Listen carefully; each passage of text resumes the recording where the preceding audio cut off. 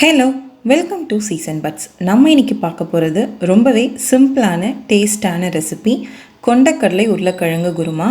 So இது இட்லி, தோசை, சப்பாத்தி இந்த மாதிரி எல்லா டிஃபன் வெரைட்டிஸ்க்கும் மெயினாக ஆப்பத்துக்கு ரொம்பவே ஃபேமஸ்.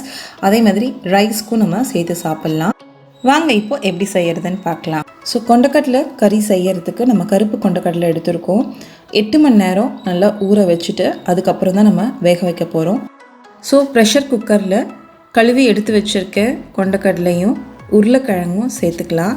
சேர்த்துட்டு 3லேருந்து 4 விசில் விடணும். கொண்டக்கடலை ஒரு பக்கம் வெந்துட்டுருக்கும் போதே இன்னொரு பக்கம் நம்ம இந்த குருமாவுக்கு தேவையான மசாலாவை ரெடி பண்ணி எடுத்துக்கலாம்.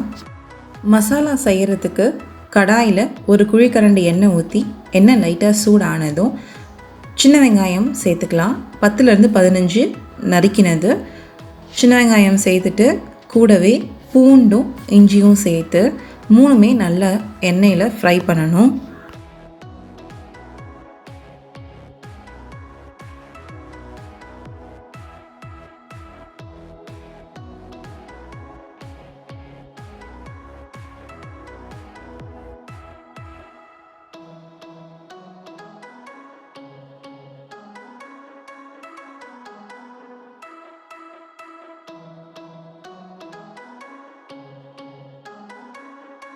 வெங்காயம் இஞ்சி பூண்டெல்லாம் நல்லா வதங்கினதுக்கப்புறம் நம்ம மசாலா பொருள் சேர்த்துக்கலாம். நம்ம பட்டை, கிராம்பு, அன்சிப்பூ, பிரிஞ்சலை எல்லாத்தையும் டைரெக்டாக சேர்க்கும் போது உங்களுக்கு ஃப்ரெஷ்ஷான அரோமா இருக்கும். இல்லை நான் அப்படி சேர்க்க விரும்பலை அப்படின்னா நம்ம கரம் மசாலா இருந்தால் அந்த பவுடரை கூட ஆட் பண்ணி சாட் பண்ணிக்கலாம். நல்லா ஃப்ரை பண்ணிவிட்டு காரத்துக்கு மிளகாய்த்தூளும் மல்லித்தூளும் சேர்த்துக்கலாம். நம்ம வீட்டில் தனியாக நீங்கள் மிளகாயும் மல்லியும் வறுத்து அரைச்சிங்கன்னா அது இன்னும் டேஸ்ட்டாக இருக்கும். இன்னும் டைம் சேவ் பண்ணணும் அப்படின்னா நம்ம வீட்டில் ஆல்ரெடி அரைச்சி வச்சுருக்க மிளகாய்த்தூள் மல்லித்தூளையே ஆட் பண்ணிக்கலாம். இப்போது ஆட் பண்ண எல்லா மசாலாவையும் நல்லா வறுக்கணும். உங்களுக்கு அதோட பச்சை வாசனை போகணும். அந்தளவுக்கு நல்லா வறுத்துட்டு கூடவே நம்ம துருவி எடுத்து வச்சுருக்க தேங்காயும் சேர்த்துக்கலாம். ஸோ இந்த கிரேவிக்கு நல்ல திக்னஸும் டேஸ்ட்டும் இந்த கோகனட் தான் கொடுக்கும். இப்போது தேங்காய் துருவல் சேர்த்துட்டு எல்லாத்தையும் நல்லா மிக்ஸ் பண்ணணும். மசாலாவோட தேங்காய் நல்லா மிக்ஸ் ஆனதும் கூடவே நம்ம கொஞ்சம் கசகசா சேர்த்துக்கலாம்.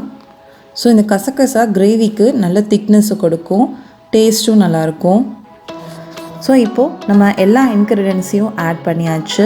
எல்லாத்தையும் நல்லா ரோஸ்ட் பண்ணணும். அப்படி ரோஸ்ட் பண்ணால் தான் உங்களுக்கு அரைக்கும் போது நல்ல ஃபைன் பேஸ்ட்டாக கிடைக்கும். மீடியம் ஃப்ளேம்லேயே வச்சு ரோஸ்ட் பண்ணுங்கள், அப்போ தான் உங்களுக்கு கருகாமல் வரும். ஸோ எல்லாத்தையும் இப்போ ரோஸ்ட் பண்ணி எடுத்து வச்சுக்கலாம்.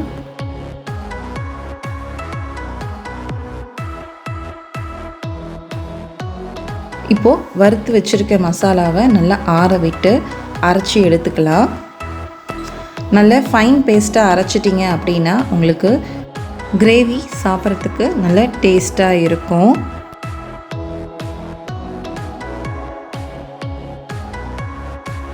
ஒரு பக்கம் கொண்டக்கடலையும் உருளைக்கிழங்கும் நல்லா வெந்தாச்சு. இன்னொரு பக்கம் நம்ம மசாலாவும் அரைச்சி வச்சாச்சு. இப்போது நம்ம கிரேவி எப்படி செய்கிறதுன்னு பார்க்கலாம்.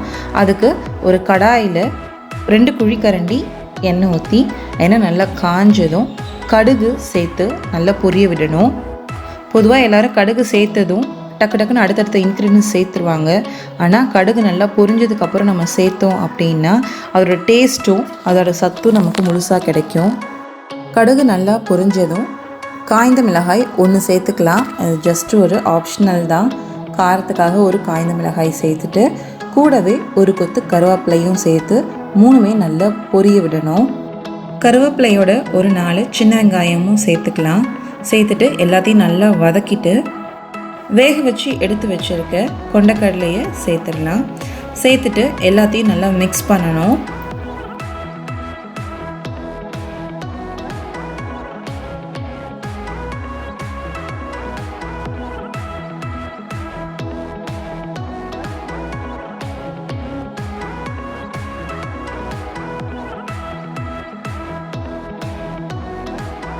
கூடவே வேக வைத்த உருளைக்கிழங்கையும் ஆட் பண்ணிக்கலாம்.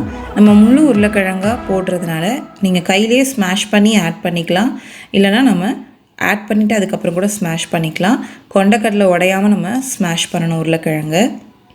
உங்களுக்கு உருளைக்கிழங்கு பிடிக்கும் அப்படின்னா பெரிய பெரிய பீசஸாகவே நம்ம கட் பண்ணி போட்டுக்கலாம்.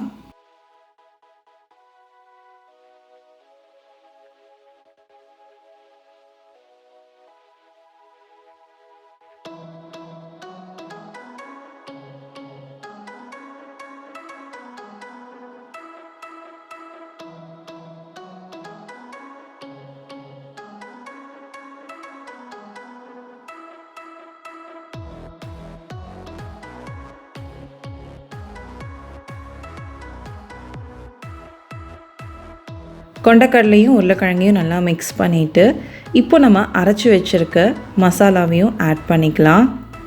இந்த மசாலா உங்களுக்கு நல்ல திக்னஸை கொடுக்கும். ஸோ மசாலாவை ஆட் பண்ணிவிட்டு கூடவே உங்களுக்கு தேவையான அளவு தண்ணி ஊற்றிக்கலாம். 1 கப் மசாலாவுக்கு 2லேருந்து 3 கப் தண்ணி வந்து நம்ம ஆட் பண்ணிக்கலாம். ஸோ மசாலாவை ஆட் பண்ணிவிட்டு அதே ஜாரில் கொஞ்சம் தண்ணி ஊற்றி நல்லா மிக்ஸ் பண்ணிவிட்டு அந்த வாட்டரை ஆட் பண்ணிக்கலாம்.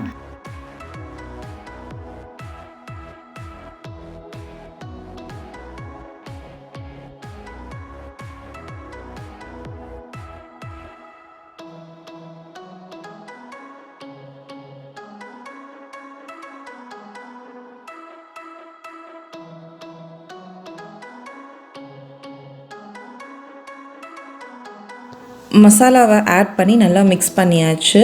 கூடவே தேவையான அளவு உப்பும் சேர்த்துக்கலாம்.